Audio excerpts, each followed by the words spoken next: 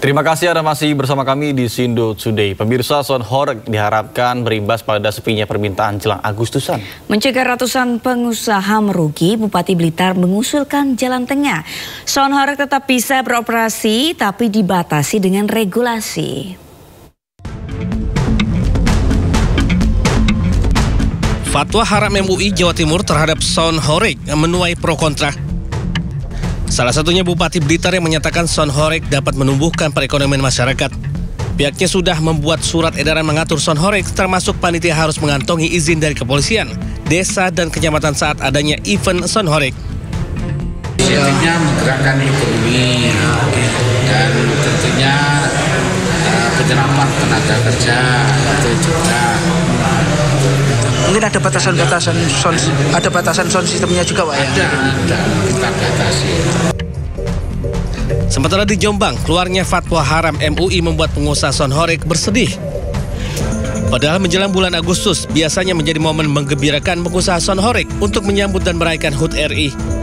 Pengusaha pun meminta pemerintah bisa membuat aturan agar sound horeg tetap bisa berjalan, bukan malah melarangnya. Dari Blitar dan Jombang, Jawa Timur, tim Liputan iNews melaporkan. Sementara itu, Majelis Ulama Indonesia Pusat menyatakan bahwa munculnya fatwa haram terhadap sound horeg di Jawa Timur sudah melalui mekanisme. Ketua MUI bidang fatwa Asroronia menjelaskan kekuatan suara yang dihasilkan sound horeg berdampak nyata terhadap kesehatan seseorang. MUI Pusat sangat bisa memahami mengenai keresahan masyarakat yang ditimbulkan oleh dampak buruk ke sound horeg tersebut.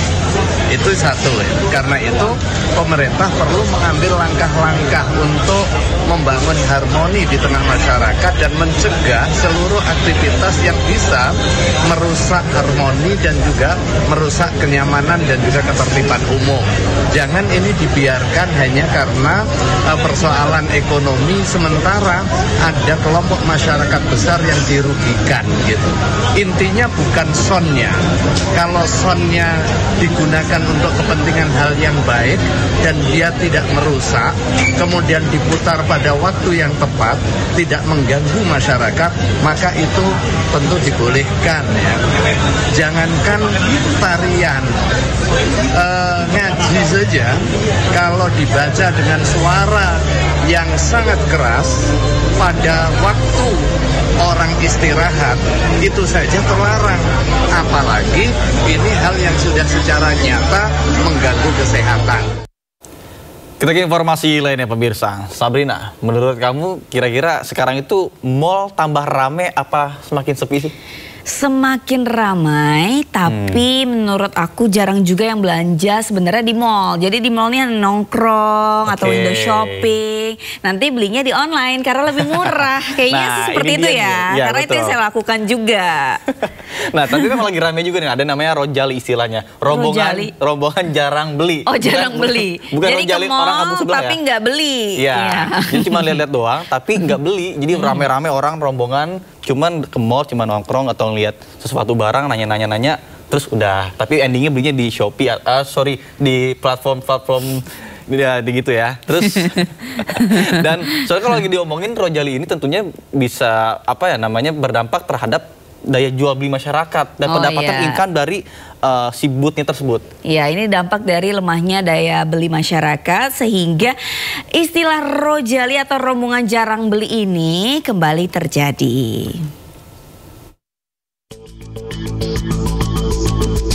Fenomena rojali, rombongan jarang beli yang kembali marak di pusat perbelanjaan menjadi indikator nyata lemahnya daya beli masyarakat.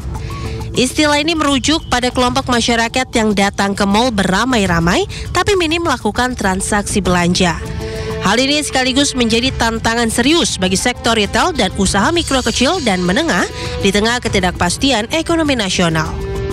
Dalam program Market Review IDX Channel, Ketua Umum Asosiasi Pengelola Pusat Belanja Indonesia Alphonsus Wijaya mengatakan, fenomena rojali bukanlah hal baru. Namun intensitasnya sangat tergantung pada kondisi ekonomi rumah tangga. Meski daya beli melemah, tingkat okupansi pusat perbelanjaan nasional hingga paruh pertama 2025 tetap berada di kisaran 80 hingga 85%. Alphonsus optimis kondisi ini bersifat sementara.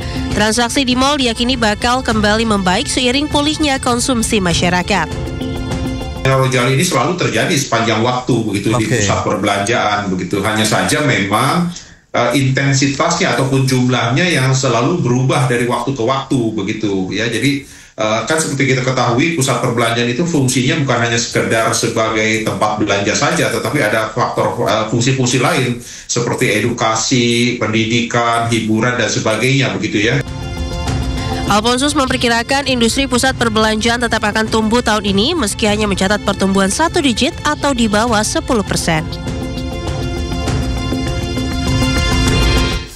Badan Pusat Statistik mencatat pada Maret 2025 jumlah penduduk miskin di Indonesia mencapai 23,85 juta orang atau turun 200.000 orang dibandingkan dengan kondisi pada September 2024. Tercatat terendah sejak 2 dekade terakhir.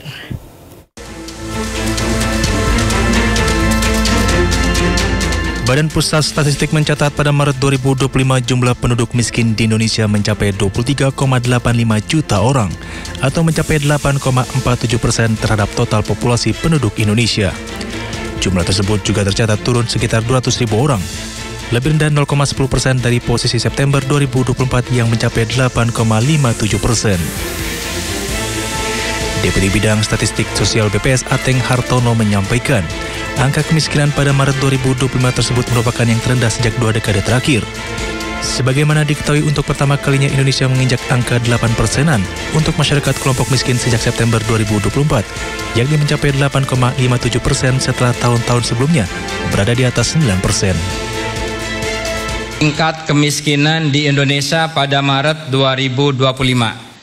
Maret 2025 jumlah penduduk miskin di Indonesia sebanyak 23,85 juta orang atau turun 0,2 juta orang dibandingkan dengan kondisi September 2024. Nah, dari si persentasenya, penduduk miskin terhadap total populasi atau total penduduknya pada Maret 2025 mencapai 8,47%,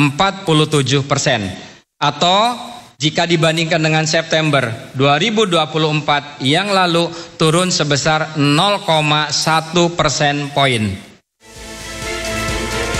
Di sisi lain, secara rinci persentase kemiskinan di pedesaan tercatat turun 0,31% dari 11,34% pada September 2024 menjadi 11,03% pada Maret 2025. Sebaliknya, persentase angka kemiskinan di perkotaan tercatat naik 0,07% dari 6,66% pada September 2024 menjadi 6,73% pada Maret 2025. BPS sendiri membeberkan profil angka kemiskinan dilakukan melalui Survei Sosial Ekonomi Nasional atau Susenas yang bertujuan untuk mengungkapkan data tentang kondisi sosial ekonomi seluruh rumah tangga di Indonesia. Jumlah sampel Susenas pada Maret 2025 dilakukan kepada 345.000 rumah tangga yang tersebar di 38 provinsi dan 514 kabupaten kota.